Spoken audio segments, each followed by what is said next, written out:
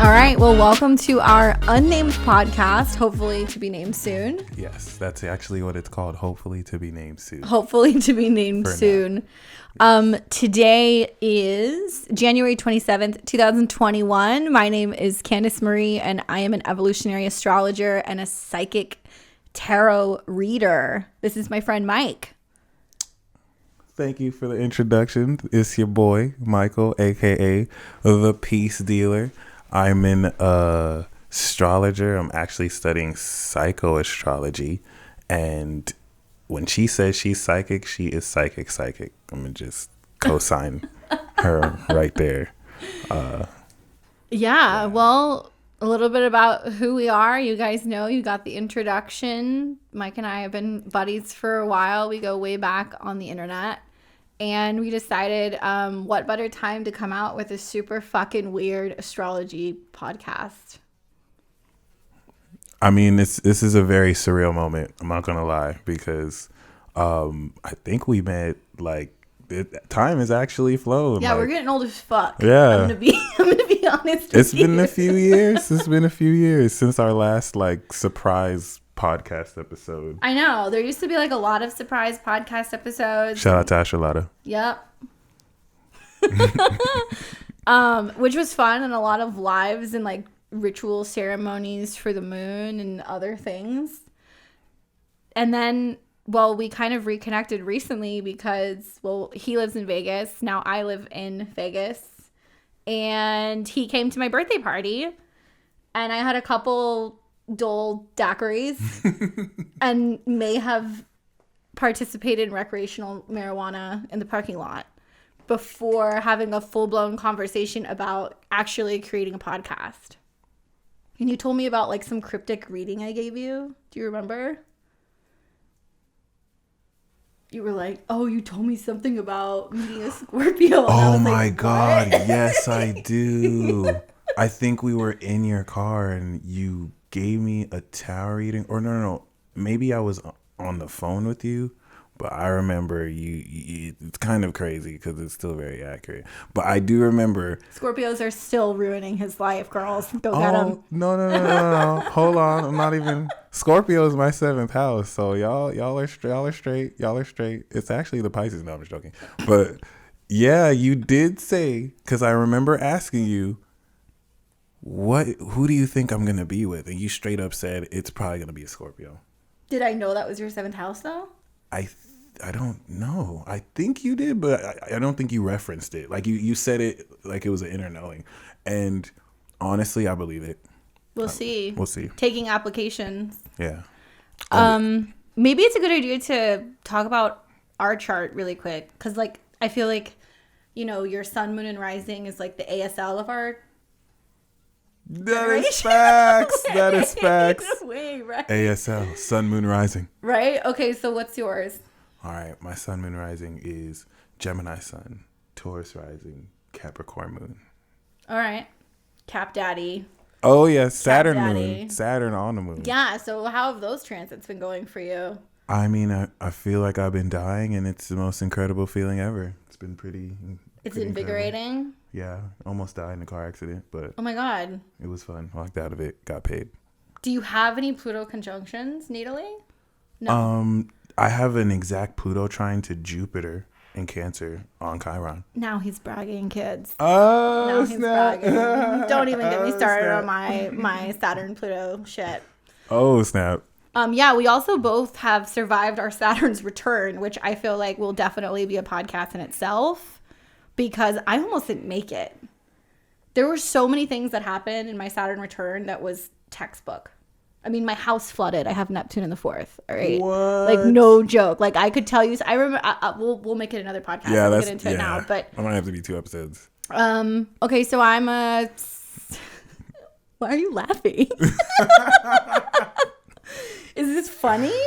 I mean, it's surreal and it's ironic. Okay, so I'm a Scorpio sun conjunct Mercury.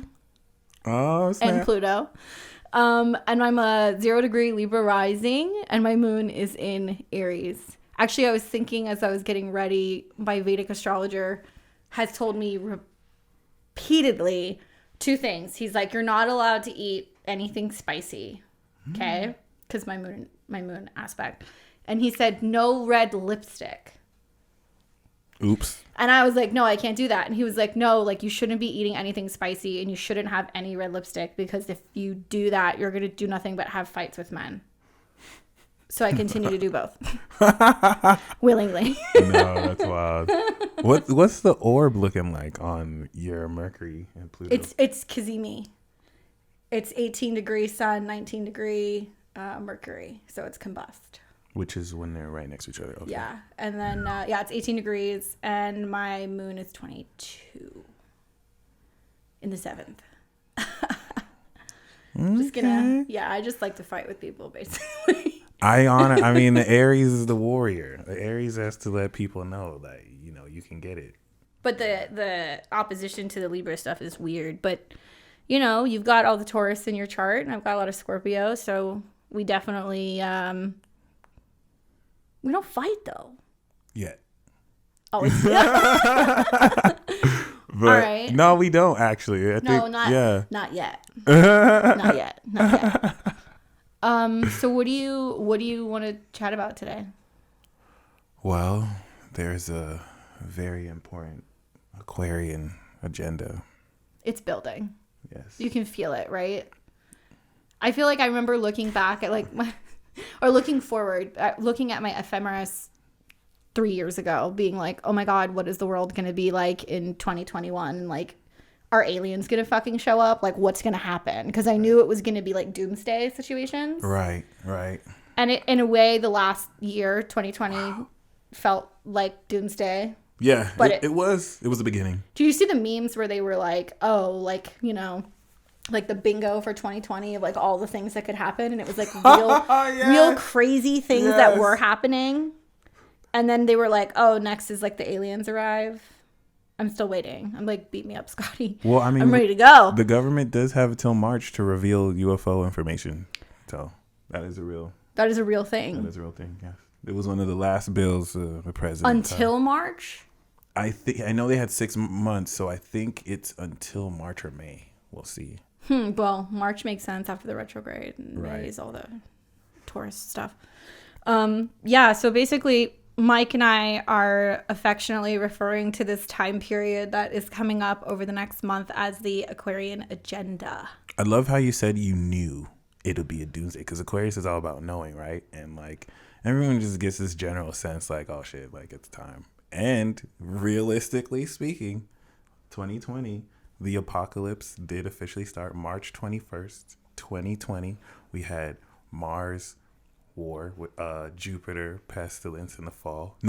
Famine in the fall in Capricorn, Pluto pestilence, and Saturn death. The 4 horsemen conjunct in Capricorn, 1 degree Aries.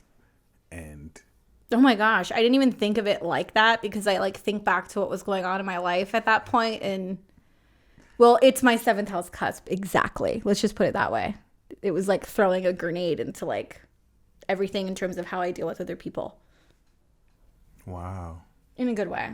But you said it was your 7th? Oh, yes. 1 degree Aries. Yeah. And Chiron was there too. So it's interesting that it evolved into this thing where everybody had to be alone by themselves with their own shit.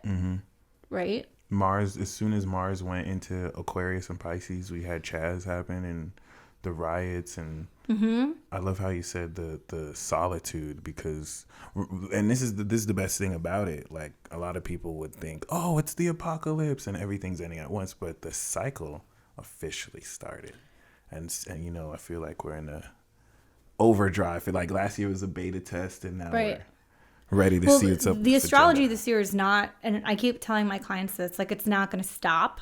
Right. Like 2020, I'm like, yeah, you could drag ass and you could keep fucking up, and like, the cardinal squares were going to kick some people's asses.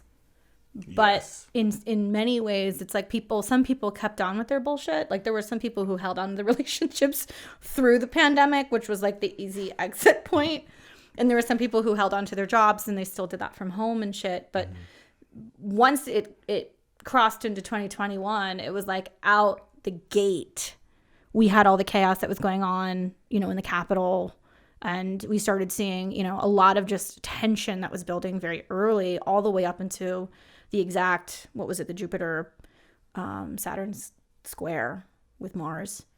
And I think that's when we saw, all the pictures of the guy with the horns. And I'm thinking, if this isn't like Uranus and Taurus, like, I don't know what is, because this is, you couldn't make this stuff up. You just can't. And that's crazy, because you really can't make this stuff up. And the thing that kind of terrifies me, which simultaneously excites me, because it's like, we really have been seeing this coming for years. And then to actually be in it and experience it. I remember when Saturn was 0 degrees Aquarius last year, and then lockdown started. Mm-hmm. And then for the first time, censorship started the way it did, where it's like, oh, we need to protect what you see, because you come to Twitter. I saw that today. Like, people come to Twitter to get the latest information. And then I was like, people don't come to Twitter for information. People come to Twitter to talk shit. But like, and look at porn. Right. You can have porn on Twitter, kids. Oh, I thought you said and look important. You said and look at porn. Yo. Woof. Okay, could you say that one more time? You said you can find porn on Twitter. Don't make me pull it up right now. I'll show you later. But it's real. There's like a whole hidden world. It's like Reddit. Like, you can go into a hole looking at that stuff for hours. I mean, there are all kinds of weird and freaky people on Twitter. It's like open season there. You can do just about whatever you want. Like, you can be a porn star and go and show all your lady bits, but you can't beat Trump. I was about to say, like, you can find porn on Twitter, but you can't be a QAnon or Trump supporter. That is no. And I'm not even. I don't consider myself a QAnon or a Trump supporter, but some of the stuff that I see for that, I'm just gonna. That's kind of interesting, right? That's kind of. Oh, you're North Node and Aquarius, right? Yeah. Okay, me too. Okay, yeah. But I can't help but look at some of those things and be like, well, of course they would be trying to pump the country full of vaccines that are going to make you mindless. Like, there are some things that I'm like, yeah, that probably is like a thing. But then there are other things where, like, people will send me dozens of images and they'll be like, don't you see the signs? You can't read. It's right there. They're sending these messages. You have to decode it. And I'm like, I don't have time for this. But yeah, if you ever want to go deep into that world, Twitter, or I am a big fan of the occult forums in Reddit, because there's lots of like new wizards that will talk about things that they set on fire, or trying to manipulate elements, or people who just want to make sigils and just like jack off all over them and then talk about it, which I'm a woman, so I think it's kind of funny that people would bringing in extra energy for them. But you know what? You just inspired a whole nother, like, because that now brings up a whole nother side of this aqua, where like new wizards and new forums and groups can come together like never before and create their own communities. Don't you think it's like almost in a way like setting the stage in preparation for Pluto's ingress into Aquarius, when everybody's gonna just not identify with their gender, or maybe like fuck robots? Oh yeah, the lineup of them sex dolls is gonna be fierce. It's gonna be like Lars and the Real Girl, but like like straight men are just gonna be like, fuck this. All the men right now that are like, oh, if you buy a sex doll, you disgusting. You need to get a real. They all gonna get him. They all gonna get. Yeah, because you don't have to text it back. You don't have to. You don't have to talk to it. You don't have to take it out to dinner. I mean, women have felt the same way about vibrators for a very long time. So you're a little late to the party. Y'all probably gonna beat us to it. The robot. 50 yeah, but if Shades women of Metal. had a sex doll robot, it would be men that are like, or robots that are like, you don't look fat in those pants. It like, probably wouldn't even have a face. Of course I'll make dinner. Like, don't even worry about it. You look beautiful, like, with no makeup on. Like, it wouldn't even be a sex thing. It's like, for women, it's more like an emotional thing. So we like just want something to talk to. And like, I can do that with Alexa. Not like that. Alex. No, that's wild. And I mean, yeah, the technology will get weirder, but we definitely need to explore one episode because I looked at the chart for when Saturn enters Pisces, and like I almost ran outside my house. I was like, holy Oh, you shit. looked at like the actual like moment that it enters, like you looked at the okay. I just like pressed the day, yeah. and you could literally see like the transit of Pisces end. Then you have the new moon in Aries. Then Saturn goes in. Then Pluto goes in. And but it's also like, going to be like shit. Saturn going into like Pisces. The beginning of the end. I mean, it is. But that's what it will be. You know, like many people might just, I mean, I don't want to think about that yet. I feel you. I don't even want to think about that because I think about what happened last time around. Because like now we're at that weird age where like now we're like 30, 31. So when I think about the transits, I'm like, wow, I went through that when I was like 7. Like what? Do you ever do that? You don't think about Saturn in that way yet? Like, okay, because you're just finishing your Saturn return. Right, yeah. But for me, it's like it's going through my 5th house. So I'm like, oh, what was happening? And I was like, I was in preschool and I kissed Aaron Rychowski behind the piano for the first time. And I got in trouble for doing it. Oh. Right? Saturn in the 5th. Yeah. So now I'm like, That's amazing. That's interesting, actually. So let's talk about all of the planets that are going to be there. Because maybe... What is the agenda? What is the Aquarian agenda? So let's just talk about, start with Aquarius. Aquarius is unusual, unconventional, strange, explosive, rebellious, independent. Did I say unconventional? I think I did. Am I missing anything? Alien, freaky, advanced. It also has to do with groups, collectives, dreams, right? And networks and manifestation in a way. Kind of wishes. Right. Hopes and wishes. That's true. So we have all these planets when we're looking at But most importantly, revolution.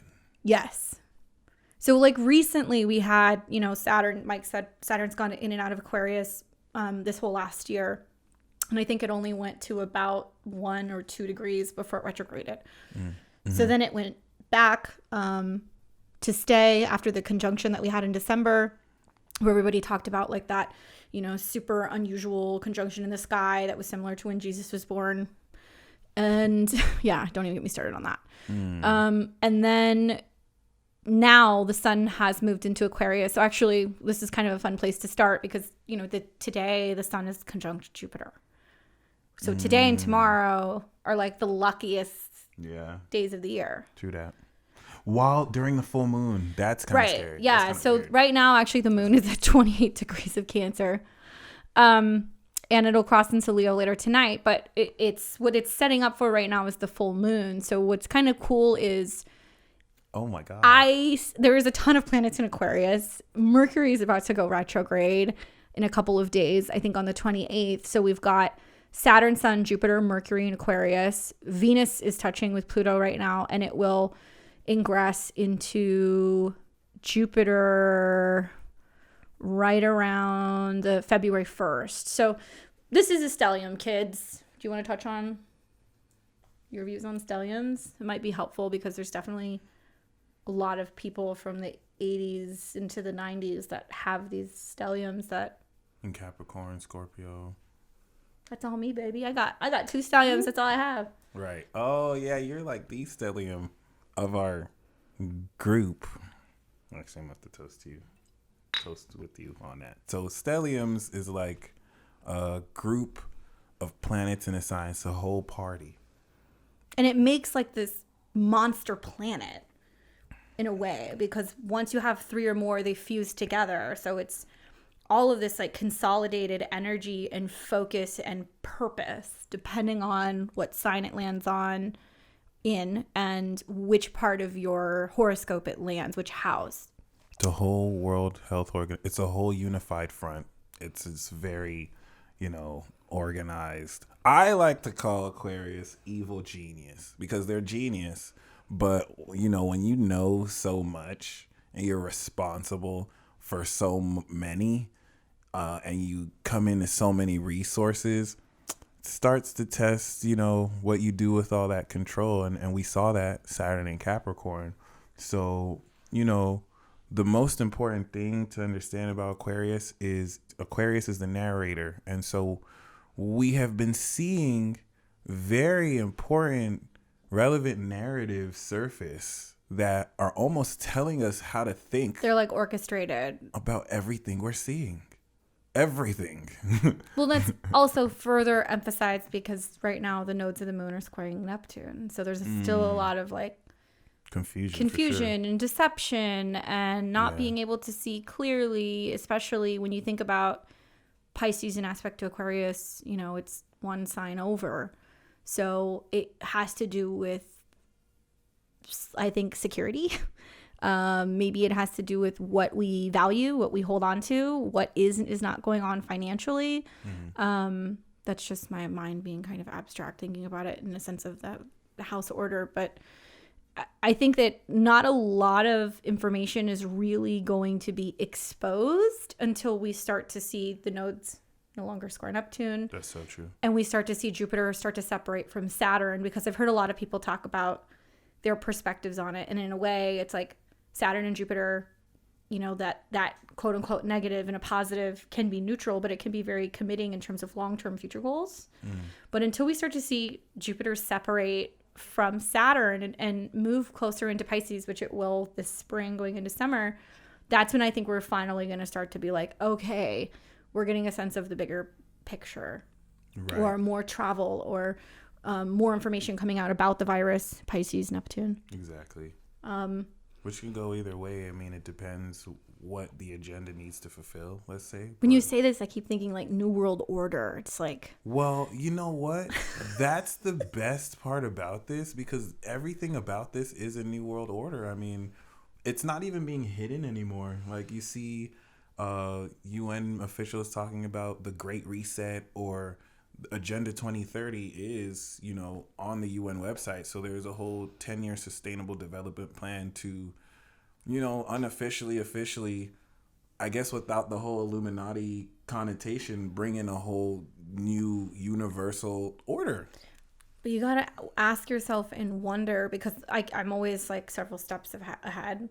So when I'm thinking about like this Saturn transit and this Jupiter transit, it's like, well, what's going to happen in 3 years when Pluto shows up? And then we realize like, oh, we all got chips implanted in our brains because we wanted to participate in or belong to this global unified action, which we thought was a really great idea. But now you're having to watch fucking commercials like in between your lunch hour. Like, something about that makes me kind of wonder what I would be trusting now. And that's the best thing about what you said, because this agenda is being directly clashed with this source and sense of rebellion, the Uranus square. And, you know, if we think about the Saturnian narrative being established through this agenda to where this is what the knowledge is, and if you say anything else, you're literally getting booted off of this mainstream Aquarian platform. Censorship, essentially. Pretty much. But then you have, which I think is the best part of it, because hard times make strong people. So what this is doing is, for everyone who's getting blocked, we're seeing Gab show up, Parler show up. We're literally seeing independent, unique. And then get shut down. Right. Well, that's... And Trump's Twitter got shut down. I mean, you're totally right. When there were specific transits, they got shut down. And specific too, like exactly opposite that too, which, to speak a little bit on that, I think was just so very poetic, because and that's the best way to see this, like it's a story, because it's a total narrative, which we'll get into with the at least how it affects certain signs. It was interesting to see how they kind of blocked him, because that kind of set the tone and the wave of what you could say moving forward. But also, I like how you said like that popped up and then it shut down again, because I feel like that's gonna be the Uranus Taurus response. Like every time it gets shut down, something else comes up, and then it'll last until the square, and then something else comes up, and it's like the individual response to make your own unique, innovative source instead of relying on the mainstream. And barring on the Saturn Jupiter, the farther we see Jupiter get from Saturn, it's like the expansion of this narrative that grows really quickly before it retrogrades back. I think it's about the importance of the world getting on the same page. And when I talk to friends who are in Europe or in other countries and they say, oh my God, this is going on and that's going on in the world. And I go, it's not on our news. Or, there's a lot of people who have been saying, oh, Europe's saying this, that, and the other about the election and that it was rigged. And I was like, that's not in our news. That's not in our news. Right. So that's wild. The mutable squares going on right now to Neptune is deception in the media, and where everything is blurring together and where we're not seeing the picture so clearly. And you kind of have to tap the TV set to get the static to leave. Right. I think it's setting the stage for people to wake up and start questioning their sources for where they're getting their information. It's not this is the hard facts or this is fake news. It's question your sources and question them often. And it's almost like when you talk about the pressure that they're putting on some of this, like I think of like this like prohibition era that's going to happen with like podcasts and blogs and websites and people who have their own radio stations and they have to kind of go MIA and go under different titles and Get things. Alex Jones. And I respect Alex Jones. It happened to him before any of us. Like, that's crazy. I mean, the Aquarius ahead of his time. Something like that is going to happen because Saturn is the big brother. Yeah. Right? And so if you look at Saturn and Jupiter, they're trying to control the world narrative and they're trying to control world travel and they're trying to control world rebellion. So it's like they're trying to stop the inevitable. Right. In a way. And so maybe why this is so important / what to expect. I guess what to expect is order after chaos. Yeah, and that's a little disheartening because, Capricorn represents the elite. It represents the manufacturers who govern over, collectives of people, and then they all meet in Aquarius. And so these forces, right, these powers, like a chess game, know exactly how we may react. We already got beta tested last year, so this isn't anything bad. A lot of these themes are catalysts for you to revolutionize your own individual approach to this collective drama. But it's still very interesting because this is quintessentially a character test. It's a collective test. How do we, like you said, like we literally all have to come together and either stand up to what's being broadcasted, which will require all of us confronting our differences and stop being pitted against each other. And also, I mean, maybe I'm weird, but I think about like Saturn going in and out of Aquarius last year, and suddenly mass numbers of people needed to be on Zoom, and we couldn't hug our friends, and we couldn't go to parties, and we couldn't go and celebrate things and hang out in bars, but everybody started having Zoom parties and people started meeting their soulmates on Facebook, and like all kinds of like weird Aquarian things started happening. And then you see all of these like montages of like pictures and videos and we're all in this together. So it's like in a way Saturn in Aquarius creates this illusion of separation. So it was a year's worth of preparation for that. And then Jupiter showed up in December and the world realized, fuck, we really are all in this together. Like this didn't go away in 2 months like we thought it did. And, I may be able to pay my bills, but my friend can barely, put food on the table. And I think it's brought unity. Mm-hmm. It's brought chaos. It's brought change. But it's also brought people together in a technological world. So in a way, it's like, is the internet our savior? It's just so manufactured. It's like we're all being... Well, are we all being herded online? And are they changing the Instagram buttons from post to shopping? And are they already tracking us? And are they already reading our facial recognition? Are they setting this up so everybody is forced to use technology? So Pluto and Aquarius is about these Pluto and Aquarius big businesses taking over. And that's just the most important thing about, once again, the Uranus and Taurus counter rebellion. Because a lot of people right now who are suffering with Saturn, didn't really establish the Uranus and Aries square to Pluto. Everybody who's thriving now, mainly, you and I with the Aquarian energy, we were kind of distancing socially and online before this happened because, this is just the wave. But many people who are thriving now had the difficulty before where we had to kind of like spark this. We were kind of seen as different for sparking this. Now it's literally in line with what's happening.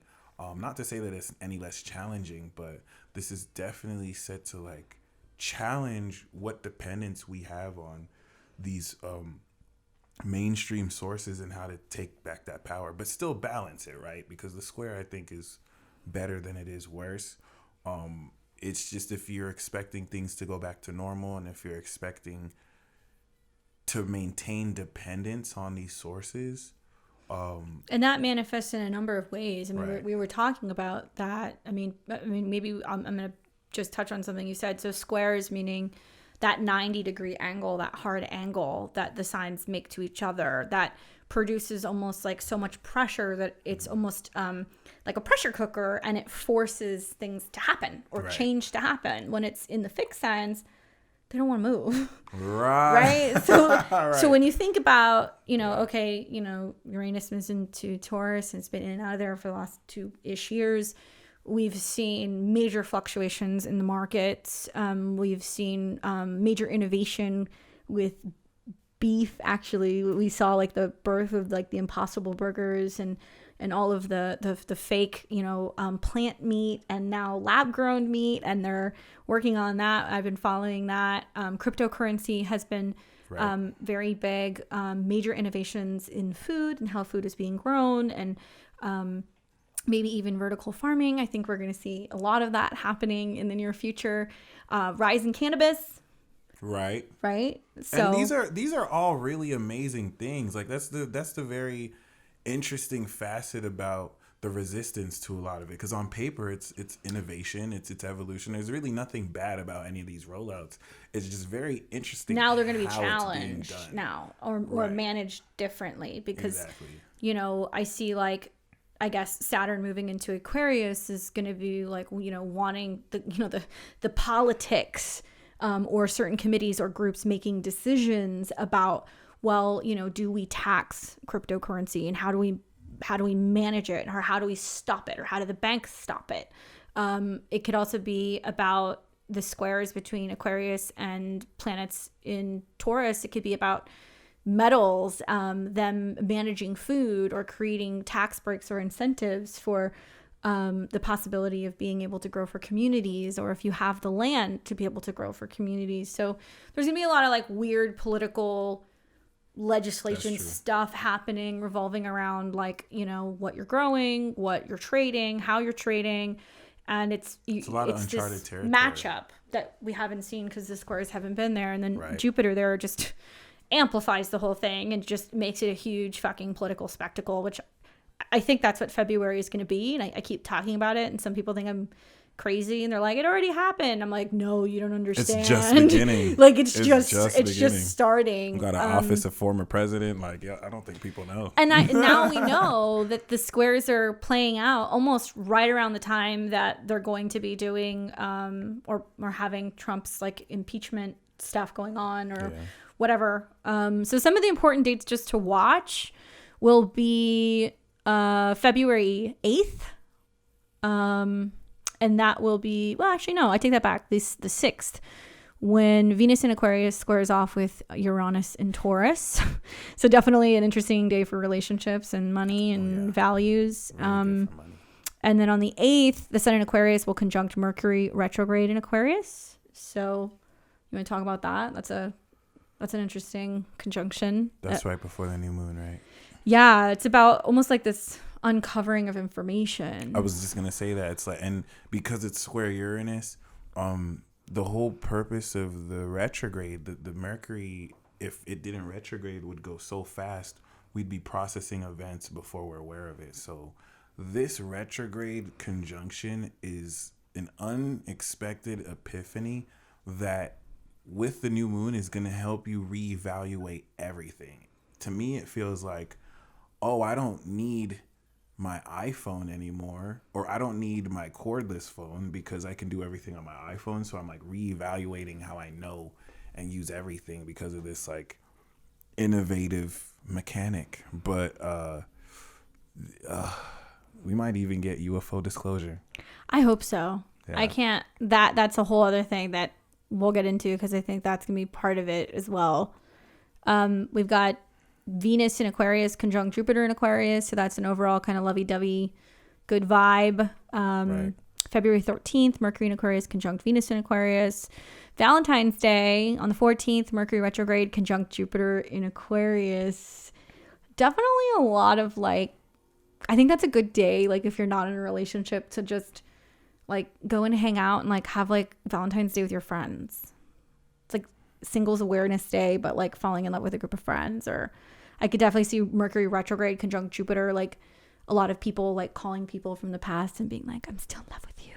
I never forgot about you. Or I definitely think that the most romantic gesture, especially for like long distance relationships, will be somebody who's willing to like risk their life and get on a plane during COVID and fly Right. to go and see, or like Essential drive workers. over the cap mileage for a booty call to be like, I came all the way to see you. Like there's going to be a lot of like long distance love affair things going on. Oh yes, the essential workers romance. Then we've got on the 17th, and this is the big one that we really wanted to talk about, is the very first of 3 Saturn in Aquarius square Uranus and Taurus. So we've seen some of like the Sun squares, the Mars squares, but the Saturn square Uranus is just, it's going to be big. I was looking at like some of the cycles from the last couple times it happened, and you know, the Saturn Uranus cycle takes about 45 years. So each event is kind of building off of the last one every 15 to 20.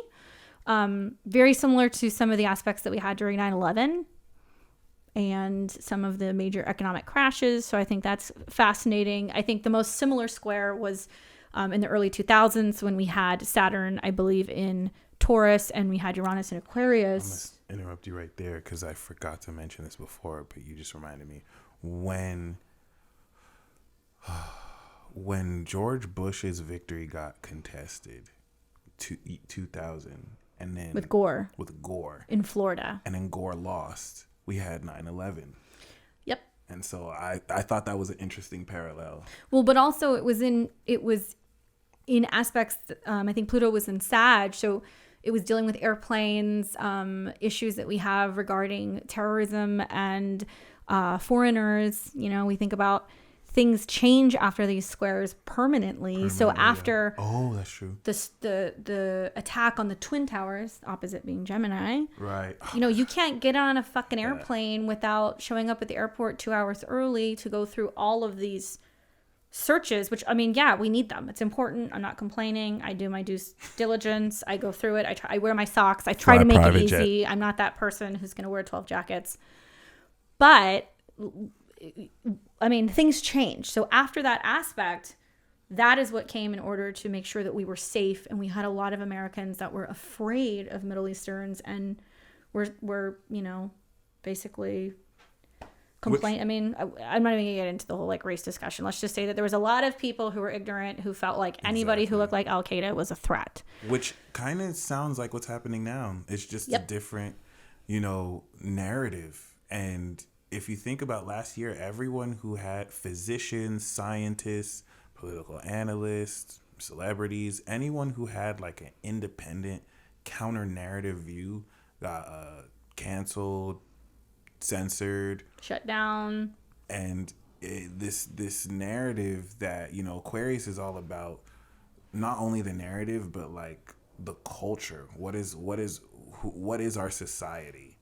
And it's going to be very interesting to see what narratives are pushed out there to label, this is who these people need to be in re-entrainment camps, because if you're like this person, you know, there's this, you need to be like this person. And there is that also element to where a lot of people see through it, right?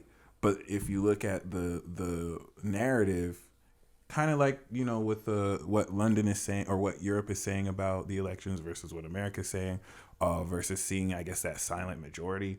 But I know with that square, that's really, I love how you said permanent, you know, change, because nothing will ever be the same. And we know they're going to conjunct 2030. So whatever happens there will give us a sneak peek. And that's the closing square will be Right. when you have those aspects in Gemini. Yes, so yes, when you yes. think about that, way off into the distance, kids, Uranus and Gemini, and the aspects that it's going to have, it'll be new cars, new media, new forms of podcasting, talking, communication, cell phones. I mean, like, it's going to get weird.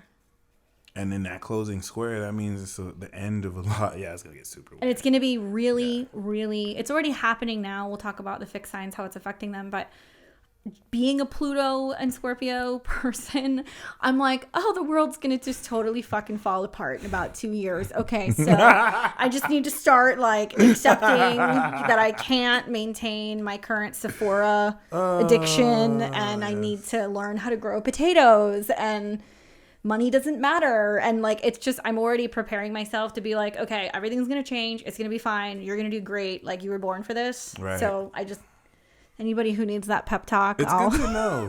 And then you don't have to approach it like, oh, the world is just, you know, preparation. I got that. But pain. it's so, How to survive off the grid. but for the Pluto and Scorpio people, it's like, that's not going to surprise Right. any of us. That, I Right. mean, we lived through Right. 9/11. Okay, that was a Right. big deal. And then Yes. when we were coming into getting ready to go to college or whatever, graduating, we also had, you know, the economic crisis in 2008. Yeah. So we're used to every so many years kind of getting sideswiped, and it, like, kind of affecting us to where I feel like, you know, the universe and the astrology, it supports evolution all around. Like, everybody's going to be covered, but the fixed signs are going to have a harder time. So I think maybe just to kind of wrap on the Saturn Uranus square, like, maybe what that archetypal conflict looks like. Right. Well, first of all, I think what you said was very key, because this is now, unlike before, a very unique period where Pluto Scorpios are rising into power. We're having our Saturn returns, and, like, this is where we're becoming major players in these conflicts and being able to transform them. So if you think the last time Saturn was in Aquarius, Uranus was in Capricorn. And so now it's in Taurus, and it's manifesting a lot of that latent, you know, body wisdom, understanding, whether that's through yoga, whether that's through exercise, innovation. So, I mean, in the markets and everything. So that, you know, compared from 90 to now, is very interesting to see that whole Uranus trine that's happening. But if we look at, like, now how this affects the fixed signs, the Taurus we see is quintessentially the rebel, Which is not what Taurus is used to doing. Taurus Yeah. wants to be like, I'm not going to let go. I'm going to keep working this way. It has to be this Right. way. Yeah, always gonna be stubborn, but now it's just gonna be like a crazy or weird stubborn, where it's like people who used to be hesitant about putting on the tin foil. It's like, here, bitch, I got a whole tin foil ensemble. Like, I wish you called me crazy. Like, what's poppin'? It's like baptism by fire for the Taurus aspects. And so I think part of that, just so you guys understand, because we can visualize this, we don't have charts out yet.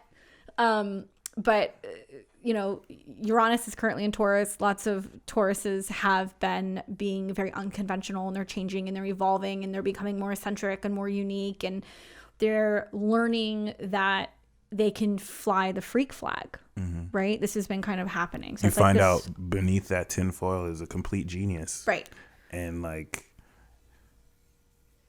I think Taurus has a lot to gain because the innovation that's coming through Taurus is going to really set the tone for how this is presented mainstream, and how, you know, Jupiter and Saturn in the 10th is just going to, like, set Taurus for. Well, it's go big or life. go home Right. for Taurus with their career. Exactly. Yeah. Right? Because when you Exactly. think about it, you know, it's going to take Saturn almost 30 years to come back into your 10th house of career. So those of you guys who are anywhere, I mean, I'm not going to put age caps, but if you're 20 to 45, because this kind of path that you're setting up, or this platform for your career, if you do it properly with the help of Saturn over the next 3 years, you're building out what could be very significant for the rest of your life. And a monopoly at that, because with Uranus in the first, what you're establishing is unlike anything. Like, no one can copy it. It's nothing anyone else is doing, and it's just completely like, I would say the only challenge is maintaining the unconventionality and uniqueness against the suppression. Yeah. And that 10th house, like, and it'll put a lot of stress on Taurus's body, right? Because if they're not working with that electric current of being like, okay, let's do something different and let's make it weird and let's work at 2 a.m. or whatever. I've heard a lot of Tauruses have been having issues with like just their body being weird, or them just being like really like high strung all the time. Right. Saturn and Jupiter is just magnifying that and saying, look, go bigger, travel more, teach more, work more. We're going to give you all the capabilities of being able to expand. So you have no other choice but to get with the fucking program. Right. So just much. Work with the square. And I keep telling people next year will be much harder to create change once the nodes move into Scorpio and they move into Taurus. So the name of the game, kids, is Manifest Destiny. Manifest Destiny. Exactly. Make changes this year. Okay. So let's talk about how it's going to affect Leo. And why we are saying that Leo is... This is all you, too. Protect Leo at all costs. I've been watching all of your posts, and I'm just like... You're just like, everybody's out to get you, Leo, and da-da-da-da-da. And I'm just like... My South Node's in Leo, so I'm just kind of like... I don't mind it. I don't mind it. I guess as a fixed sign, I always have vendettas. I mean, I don't... But I'm like, I can think of some Leo placements that... definitely deserve what they've got coming. Ooh, well, I mean, karma is karma. So that's the other side of it. Like, any Leos who fucked up, like they're getting the justice. This is just very special because the Leo is such a central position in the zodiac, where even though, we see Taurus that's gonna more individually represent this, Leo is the main role in any narrative, because this is a narrative. So Leo is the main character, the lead role, and we're seeing as a social sign the individual, authentic, unique expression of one's heart against the collective and what they feel that person can express, which, being the performing in front of critics that some want to kill you, you know what I'm saying?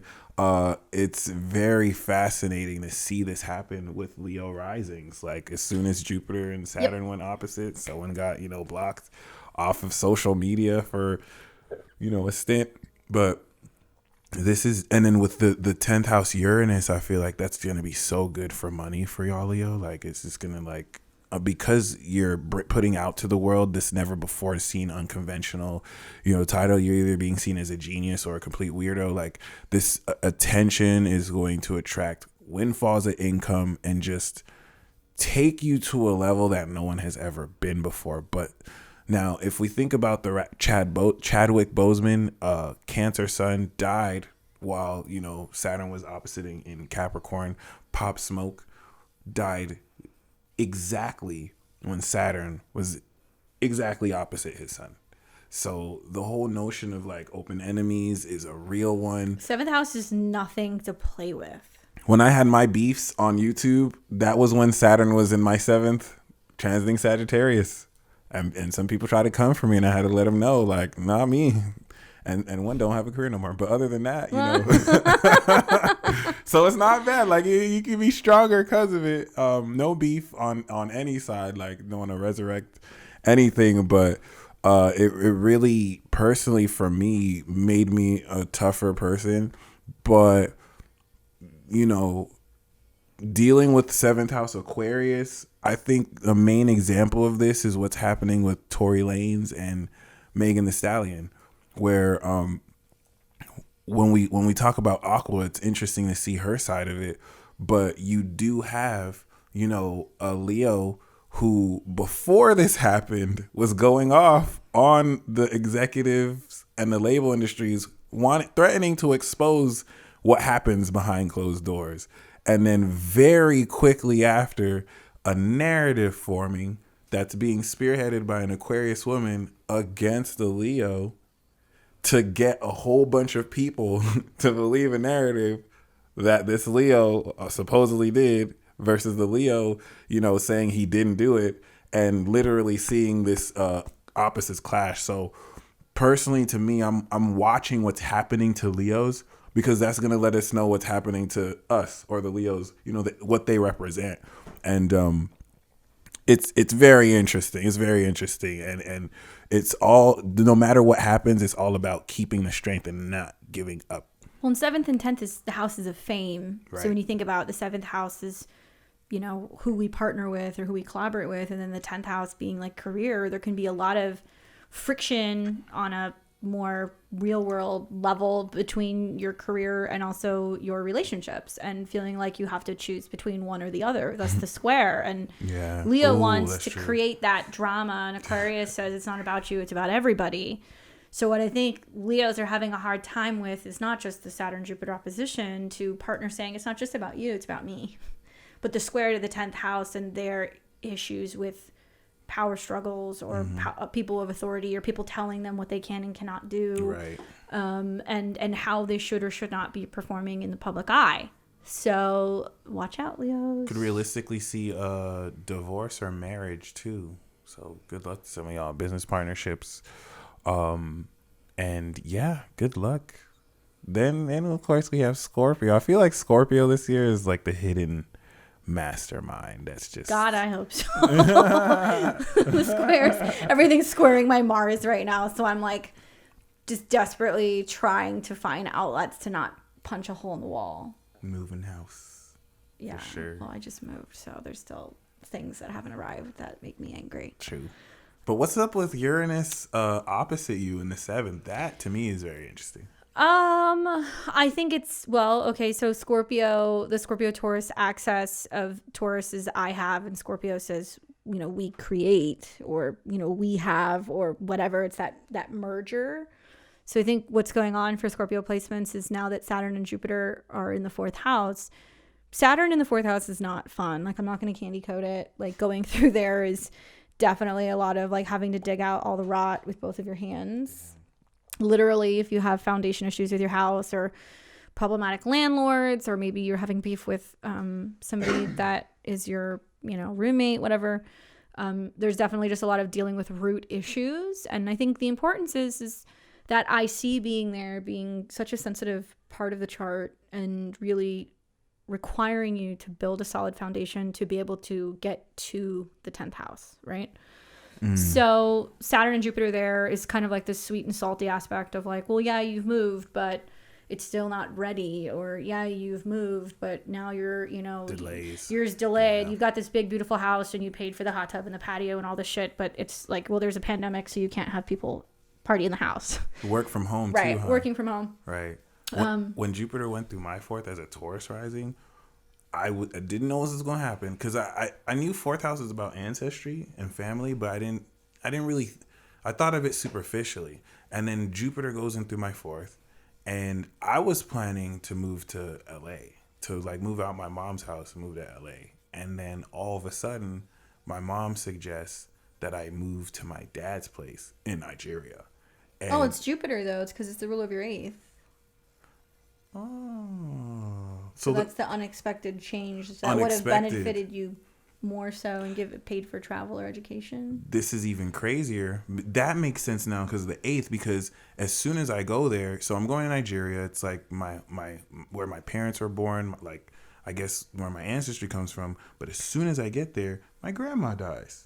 Oh, so it's the 8th house aspect. Right, that makes sense with the unexpected. So you had to too. be there for I had it to to happen. be there, right? They were the pastors and the preachers were like, "Oh yeah, woe to you, magi's and astrologers." I felt like they were. I don't know if they knew what they did, but I felt they were looking at me. And then the whole time, I felt like all the ancestors or the dead relatives. I was like, "Hey, they ain't fucking with you, so come with me, because I do all that. Like, what's up?" And I felt like I helped. I felt I was supposed to be there. And then once Jupiter left Leo, I left Nigeria on my own volition. I just like and ended up moving home too. So there's definitely that, like, I feel with Scorpio, cosmic ancestry. I feel that. Yeah, that's definitely happening. I mean, Star seed being a Scorpio, I just moved definitely in a bigger space. That's for sure. Right. And then the square being to the 7th house, like, you know, it's stressful. It's stressful to have Uranus go through your 7th house because there's lots of makeups and breakups and separations and divorces and meeting new people and moving in and out of things. But in Taurus, it's even more challenging because relationships are going to be built on innovations and values and unconventional relationships for Scorpios. For sure. So it can be open relationships. It can be living with somebody before getting married. It can be suddenly getting married, suddenly getting divorced. There's just lots of change going on with that. And that's suddenly getting married for sure. Yeah, that's definitely going to play out over the next year or two because the squares are going to build. And then we've got Aquarius. Aqua, the mastermind, which is the controlled opposition. And I say that because Leo is the focal point. If we look at Leo as the lead role. So Aquarius is the narrator, setting the narrative. And this is where I think, especially Aqua Risings, this is so amazing because Aqua is bringing in the new age. So we are going to see like the Aquas who are pushing and establishing the new narrative. And with Saturn that's in the 4th, with Uranus that's in the 4th, it can go either way. This is where we can see Aquas bringing sustainable development communities, but then you may have the Aquas who use their mainstream fame to push false narratives, and they're hiding, in the 4th, what's really being exposed. I don't want to set this up to where, the Aqua individual is a bad person because I think Base Nectar, in a brief amount of time, Saturn was in Aqua. Base Nectar started getting accusations, and I don't know if he's a Leo moon or Leo sun, but that let me know that just like Leo needs to be protected, Aqua, may also have some forces try and suppress, limit it to, and, navigating through that with Aqua 2.5 years is like starting a business. So it's heavy on branding and getting something off the ground. It's also the first house of self. So when you think about Saturn going through the first house, it's, how you look, how you present yourself, how you're carrying yourself. Saturn on the ascendant, being Aquarius risings, being like, I'm cool to go my own way, peace.